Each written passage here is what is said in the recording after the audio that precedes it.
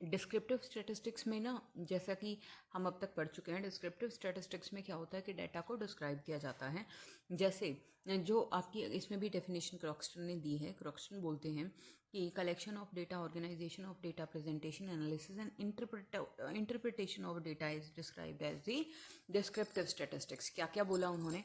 उन्होंने बोला कि चाहे आप प्राइमरी डेटा इकट्ठा कर रहे हैं, सेकेंडरी कर रहे हैं, आप केवल डेटा को इकट्ठा कर रहे हैं, उसे आप ऑर्गेनाइज फॉर्म में ला रहे हैं, टेबल चार्ट या ग्राफ्स बनाकर, या उसे आप प्रेजेंट कर रहे हैं, उसको एनालाइज कर रहे हैं किस किस में, चाहे आप measures of central tendency, regression, correlation लगा रहे हैं, या उसको इंटरप्रेट कर रहे हैं। ये सारी की सारी चीज़ें केवल डिस्क्रिप्टिव स्टैटिस्टिक्स में आती हैं। वेयर एज जब आप ड्राइंग कर रहे हैं किसी भी कंक्लूजन की, जब आप कोई कंक्लूजन ड्रॉ कर रहे हैं या प्रिडिक्शंस बता रहे हैं किसी भी फ्यूचर के बारे में, उस डेटा के या पॉपुलेशन के बारे में, उसको तुम बोलोगे इन्फ्रेंशियल स्टैटिस्टिक्स। इसमें क्या आएगा? एनालिसिस करना डेटा को किस बेसिस पे। जब आप इन्फ्रेंशियल स्टैटिस्टिक्स का यूज़ करते हैं ना, तो इन्फ्रेंशियल स्टैटिस्टिक्स में क्या होता है, जैसे कि तुम्हारा होता है ANOVA, chi square test, Kruskal Wallis test, t test, F test, बहुत सारे टेस्ट्स लगाए जाते हैं। स्मॉल सैम्पल टेस्ट अलग होते हैं, लार्ज सैम्पल टेस्ट अलग होते हैं। तो वो जो टेस्ट लगाए जाते हैं जहाँ पे इन फ्यूचर क्या चीज़ें होने वाली है उसे प्रिडिक्ट किया जाता है, तो उसको आप बोलते हैं कौन सी टाइप ऑफ स्टैटिस्टिक्स है? इन्फ्रेंशियल स्टैटिस्टिक्स है।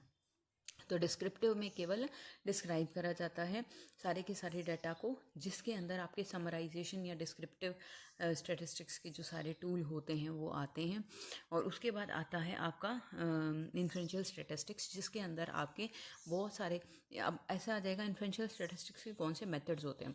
तो इन्फ्रेंशियल स्टैटिस्टिक्स में क्या होता है कि तुम्हारे हाइपोथेसिस टेस्ट करना, रिग्रेशन एनालिसिस करना, ANOVA, t test, chi square test, Kruskal Wallis test, H test, Z test, P test, ये सारे जो टेस्ट होते हैं इनके बेसिस पे आप किसी सैंपल को बेस लेकर पूरी पॉपुलेशन के बारे में इन्फ्रेंसेस निकाल रहे होते हैं।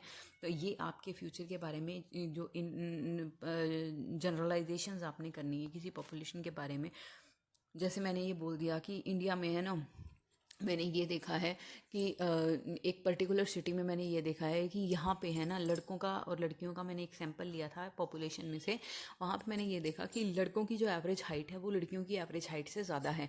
दूसरी सिटी में भी सेम रिजल्ट्स थे, तीसरी में भी सेम। अब मैं पूरे भारत भर का भ्रमण करने से अच्छा है कि ये जनरलाइज कर दूँ कि 3 सिटी में, 4 सिटी में या 20 सिटीज़ में सेम अगर रिजल्ट्स आए हैं तो कोई टेस्ट लगाऊंगी मैं इनमें से, और टेस्ट लगाकर मैं ये चीज़ जनरलाइज कर दूंगी कि अगर यहाँ पे ऐसा हो रहा है तो पूरे भारत भर में या पूरे दुनिया भर में क्या होते हैं, जो मेल हैं उनकी हाइट क्या है, फीमेल जो होती हैं उनसे ज़्यादा होती हैं। तो इससे आपने क्या करा, इससे आपने कंक्लूजन ड्रॉ कर लिया या एक इन्फ्रेंस निकाल लिया। इसको बोलते हैं इन्फ्रेंशियल स्टैटिस्टिक्स। नेक्स्ट, आपकी जो स्टैटिस्टिक्स है इसकी एप्लीकेशन क्या है? क्रॉक्सटन ने बताया, कहते कि जो, हाँ, ये क्रॉक्सटन और क्राउडन और ये जो मैं नाम यूज़ कर रही हूँ ना, आरपी हुड्डा, आपके पेपर में 4 चांद लगा देंगे अगर आप इन नामों को ऐसे हर जगह यूज़ मत कर देना। जैसे जहाँ यूज़ किया हुआ है वहीं उसको याद करना, उसको लिखना। कि क्रॉक्सटन बोलते थे कि इकोनॉमिक्स में इन्होंने बोला था कि statistical method are applicable in all diversified fields. जैसे कि इन्होंने बोला कि कोई ऐसी फील्ड है ही नहीं जहाँ पे स्टैटिस्टिक्स नहीं लिखता हो। उनसे पूछा कैसे भाई, तो बोले देखो इकोनॉमिक्स में तुम जैसे इकोनॉमी के ट्रेंड्स हैं, इन्फ्लेशन है, जीडीपी ग्रोथ है, एम्प्लॉयमेंट रेट्स हैं, इनको देखते हो ना? बोले हाँ देखते हैं। प्राइस लेवल चेंजेस देखते हो ना? बोले हाँ देखते हैं। तो इकोनॉमिक्स में स्टैटिस्टिक्स यूज़ हो रही है। बोले ठीक है। बायो साइंस में कहते हैं यहाँ पे आप एक्सपेरिमेंट्स जो हैं उनको लगाते हैं। बोले हाँ। तो आप जो बायोलॉजिकल डेटा है उसको इकट्ठा कर रहे हैं ना? बोले हाँ कर रहे हैं। उसे एनालाइज कर रहे हैं ना? बोले हाँ कर रहे हैं। तो यहाँ पे भी यानी बायो साइंस में भी तुम्हारी स्टैटिस्टिक्स यूज़ हो रही है। एजुकेशन में कैसे? तो एजुकेशन में इन्होंने बोला कि परफॉर्मेंस को असेस करने में या फिर जो एजुकेशनल रिसर्च है उसका क्वालिटी कैसी है उसको डिटरमाइन करने में, जैसे एच इंडेक्स, आई इंडेक्स, वहाँ भी स्टैटिस्टिक्स का यूज़ होता है। ठीक है जी। इंश्योरेंस में तो बोले इंश्योरेंस में आप रिस्क को एसेस करते हैं कि कौन सा, किसका इंश्योरेंस करना कितना रिस्की है। यहाँ आप जो प्रीमियम्स है उसको सेट करते हैं मॉनेटरी टर्म्स में। तो अब स्टैटिस्टिक्स का यूज़ कर, जहाँ पे रिस्क ज़्यादा है वहाँ प्रीमियम ज़्यादा होगा, जहाँ रिस्क कम है वहाँ प्रीमियम कम होगा। बोले ठीक है। तो यहाँ पे जो फ्यूचर क्लेम्स हैं उसका एस्टिमेट लगाना, वो भी स्टैटिस्टिक्स है। हाँ जी।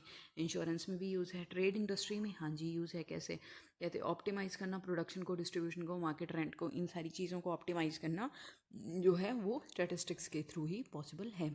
तो बोले फिज़िकल साइंस में, बोले फिज़िकल साइंस में आप जो थियोरीज़ हैं, एक्सपेरिमेंट्स हैं, जो साइंटिफिक स्टडीज़ हैं, उन सभी को जब आप टेस्ट करते हैं तो वहाँ पे आप उन टेस्ट्स को जो है वो किसी न किसी नंबर या किसी, चाहे वो आपका फिज़िक्स का कोई टेस्ट है, वहाँ यूज़ तो हो रहा है ना स्टैटिस्टिकल मेथड्स का। तो बोले हाँ जी हो रहा है। तो फिज़िकल साइंस में भी स्टैटिस्टिक्स जो है उसकी एप्लीकेशन है। तो बोले एस्ट्रोनॉमी में होता है जी, यहाँ पे आप जो इन्फ्लुएंसेस जो आपकी सेलेस्टियल बॉडीज़ हैं, जो चांद तारों की गणना होती है, उनकी दिशा होती है, उनकी दशा होती है, उनकी स्थिति होती है, उन सब का अनुमान लगाकर जब आप फ्यूचर को प्रेडिक्ट कर रहे होते हैं तो वहाँ पे भी आप प्रोबेबिलिटी का इस्तेमाल कर रहे होते हैं, जो कि स्टैटिस्टिक्स का पार्ट है। तो बोले ठीक है जी। खगोलीय शास्त्र में भी हम स्टैटिस्टिक्स का यूज़ करते हैं, अकाउंट्स एंड ऑडिटिंग में तो करते ही करते हैं। जो आपके कोई फ्रॉड हुए हैं उसे डिटेक्ट करने के लिए, या एक्सपेंडिचर्स जो हैं उनको जो एनालाइज करने के लिए, या आपकी जो ऑडिट्स हैं उनको कंडक्ट करवाने के लिए। तो ये थी आपकी applications of statistics as suggested by Croxton. Next, function of statistics. ये जो आपका कॉम्प्लेक्स डेटा कोई भी होता है उसको क्या करता है, सिंप्लीफाई करता है। कैसे करता है, उसको टेबल की फॉर्म में ले आएगा, उसको इजी टू अंडरस्टैंड समरी उसकी बनाकर तुमको दे देगा स्टैटिस्टिक्स। कैसे मैम, ऐसे कि तुम्हारी क्लास में है ना जो बच्चे हैं उनमें से किसी का स्कोर 5 है, किसी का आउट ऑफ 30 मैं बात कर रही हूँ, किसी का 5 है, किसी का 10 है, किसी का 13 है, किसी का 3 है, किसी का 30 आउट ऑफ 30 है। तो इसने क्या करा कि इसको ईजी टू अंडरस्टैंड बनाने के लिए ऐसे बोल दिया कि 5 जो है वो 3 स्टूडेंट्स का है स्कोर, 3 जो है वो 2 स्टूडेंट्स का स्कोर है, 30 जो है वो केवल एक स्टूडेंट का स्कोर है। और भी सिंप्लीफाई करने के लिए इसने इस पूरे डाटा का एवरेज निकाल कर दे दिया, जिसको तुम मीन या एक्स बार बोलते हो। तो इससे आसानी हो जाती है आपको डाटा को समझने में। तो ये सिंप्लीफाई कर देगा तुम्हारे कॉम्प्लेक्स डाटा को। उसके बाद ये प्रोवाइड करता है कंपैरेटिव स्टडी, जैसे कि कंपेयर करना ग्रुप्स को, वेरिएबल्स को, फिनोमेना को। किस लिए, वेरियस रिलेशनशिप या वेरियस डिफरेंसेस को आइडेंटिफाई करने के लिए।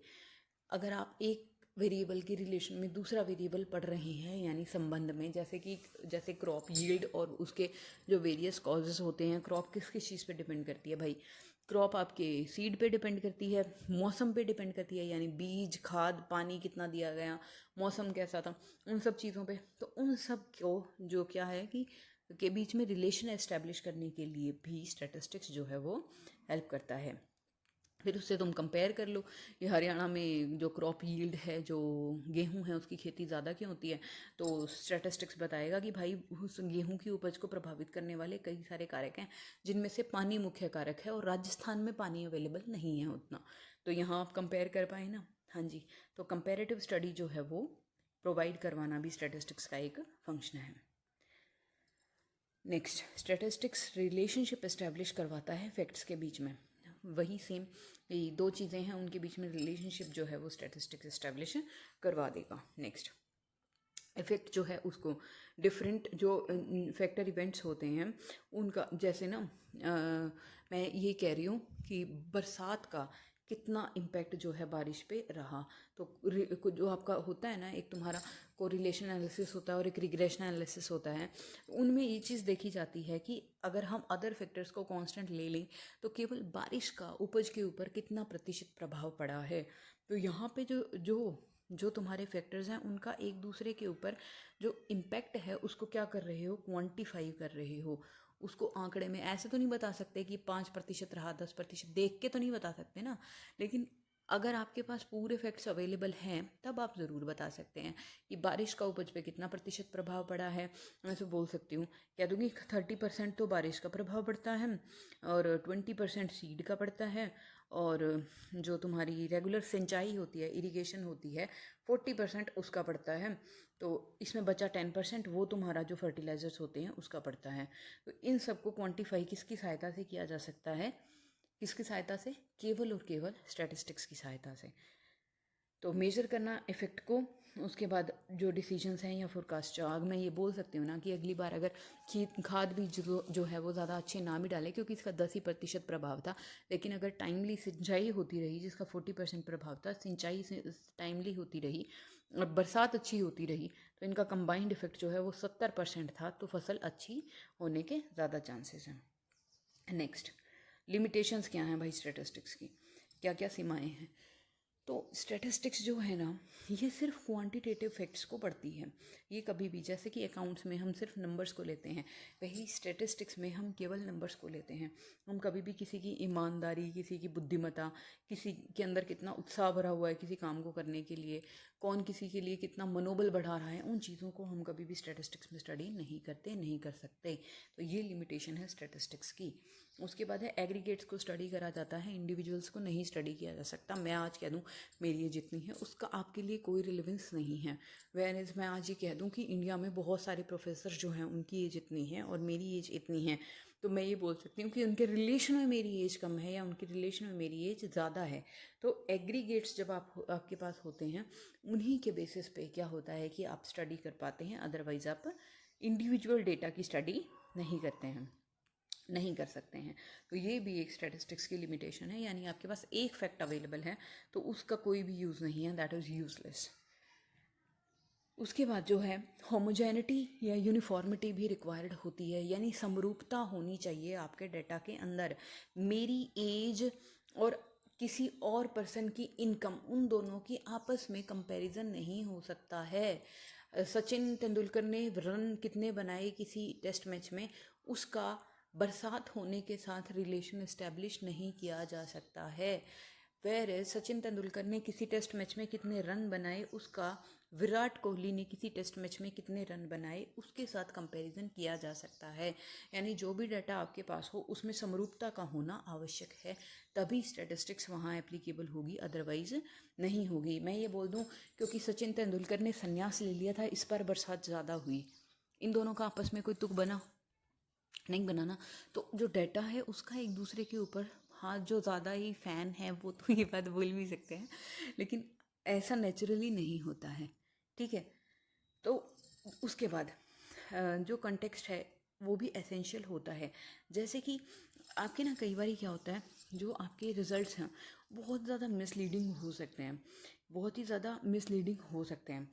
जैसे मैं ये बोल दूँ कि जो क्राइम रेट है उसमें ड्रॉप है, काफ़ी कम है क्राइम रेट पिछले कुछ सालों से। अब दिल्ली में क्राइम जो है वो बहुत कम हो रहे हैं, लेकिन इसके साथ मैं ये बोल दूं कि इसके साथ है ना, मैं ये बोल दूं कि अनएम्प्लॉयमेंट डिक्रीज़ हो रही है, उसकी वजह से क्राइम रेट जो है वो डिक्रीज़ हो रहा है, क्योंकि लोगों को काम करने के लिए कुछ और मिल रहा है, इसीलिए वो क्राइम की तरफ नहीं जा रहे हैं। तो इन दोनों में ना अच्छा एक जो कॉन्टेक्स्ट है वो भी एस्टेब्लिश होना ज़रूरी है। अनकंटेक्चुअल बातें नहीं की जाती हैं स्टैटिस्टिक्स में, ये भी इसकी एक लिमिटेशन है। एक ही चीज़ को आप इन जो आइसोलेशन है उसमें नहीं पढ़ सकते, उसके साथ कोई कंटेक्स्ट भी जुड़ा हुआ होना चाहिए। आपके जो भी रिजल्ट्स आते हैं स्टैटिस्टिक्स में, स्टैटिस्टिक्स कभी भी आपको एक्यूरेट रिजल्ट्स नहीं देता है, हमेशा अप्रॉक्सीमेशन में रिजल्ट्स देता है। जैसे कि इलेक्शन के पोल रिजल्ट्स जो हैं वो मोस्ट ऑफ द टाइम्स क्या होते हैं, अप्रॉक्सीमेशंस में होते हैं। उसके जो पोल रिजल्ट्स होते हैं वो मोस्ट ऑफ द टाइम्स आपको कैसे मिलेंगे, एस्टिमेशंस में मिलते हैं या फ्रैक्शंस में मिलते हैं, ठीक है। तो इसके जो लिमिटेशंस थी वो आपने पढ़ ली हैं। इसके बाद हम पढ़ते हैं मेजर्स ऑफ सेंट्रल टेंडेंसी। जैसे किसी भी एक क्लास में, मैं ये तुम ना एक क्लास में मैथ का टेस्ट अज्यूम करो जिसके अंदर 3 ही स्टूडेंट्स हैं। जॉन के 60 मार्क्स हैं, मैरी के 90 मार्क्स हैं, डेविड का स्कोर जो है 75 है। तो अगर मैं ये पूछ लूँ कि जो तुम्हारा क्लास का एवरेज स्कोर है वो कितना है, तो दिस इज़ 75, ठीक है। इससे मुझे क्या पता चला कि कक्षा में बच्चों के 75 नंबर तो आ ही रहे हैं।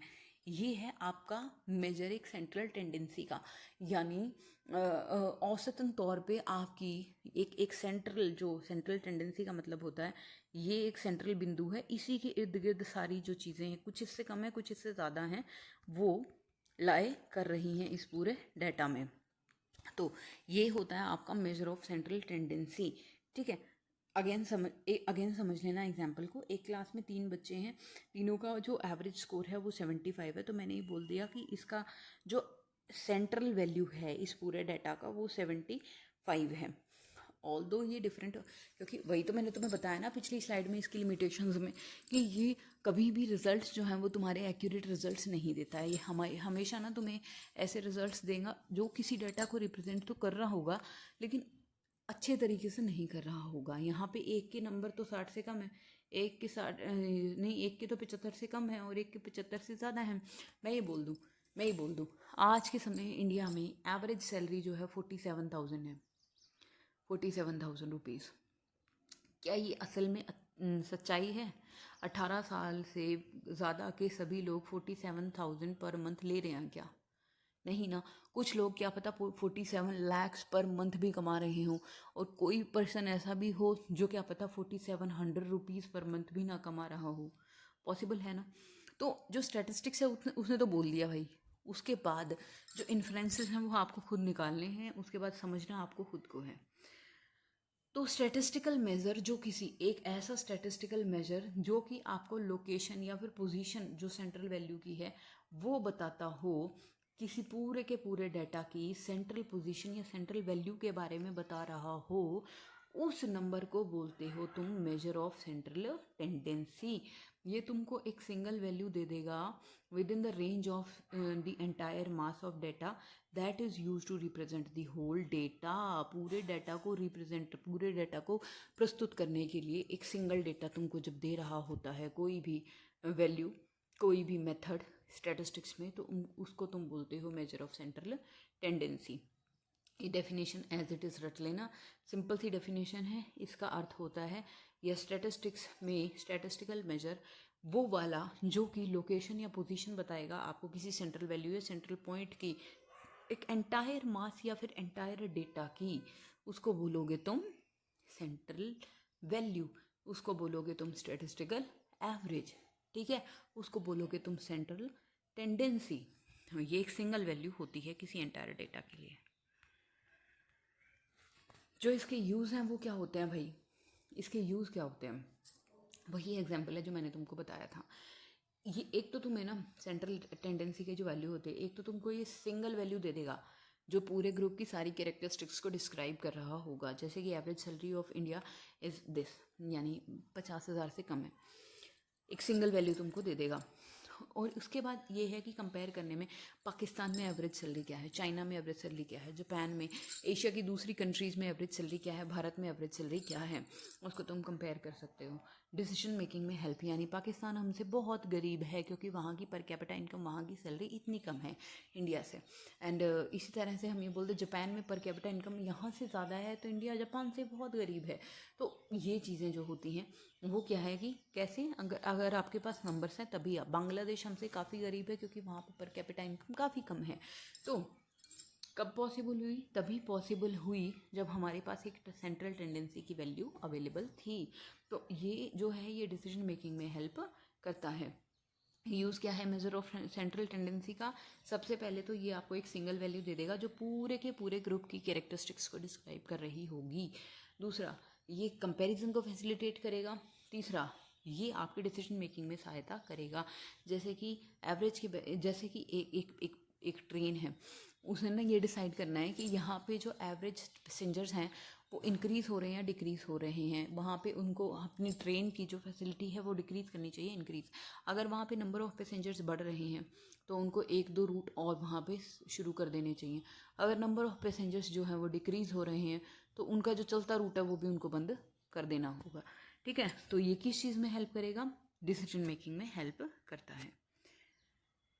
नेक्स्ट, क्या लिमिटेशंस है तुम्हारे मेजर्स ऑफ सेंट्रल टेंडेंसी की? एक तो तुम्हारी आएंगी limitations of measures of central tendency खुद, दूसरी तुम्हारी आएंगी limitations of mean, limitations of median, limitations of mode, वो अलग हैं। लिमिटेशंस ऑफ क्वार्टाइल्स लिमिट है ना, तो वो अलग है। ये है तुम्हारी ओवरऑल लिमिटेशंस जो सेंट्रल टेंडेंसी की मेजर्स की लिमिटेशंस हैं। वो एक एवरेज जो होता है वो पूरे ग्रुप की वैल्यू को रिप्रेजेंट कर रहा होता है, लेकिन गलत कंक्लूजन भी वो कई बार दे सकता है। वो क्योंकि उस क्लास में हमने क्या देखा था, कहता था कि एवरेज जो स्कोर है वो है 75। असल में ऐसा था क्या? जी नहीं मैम, असल में ऐसा नहीं था। असल में एक बच्चे के 90 भी थे और एक के 60 भी थे, एक ही के 75 थे। तो जो आपकी सबसे बड़ी लिमिटेशन जो है एवरेज की, वो एक सिंगल वैल्यू आपको प्रोवाइड करवा देगा जो कि आपकी ट्रू एंड फेयर प्रेजेंटेशन नहीं दे रही होती है पूरी डाटा की। उसके बाद है it fails to give complete picture of data. पूरे डेटा की कंप्लीट पिक्चर आपको कभी नहीं देता है सेंट्रल टेंडेंसी, केवल छोटा सा स्नैपशॉट देगा कि यार देख तुम्हारे पास जो डेटा है उसका एक सिंगल डेटा हमने तुमको बना कर दे दिया है, इसके बेसिस पे तुम देख लो कि डेटा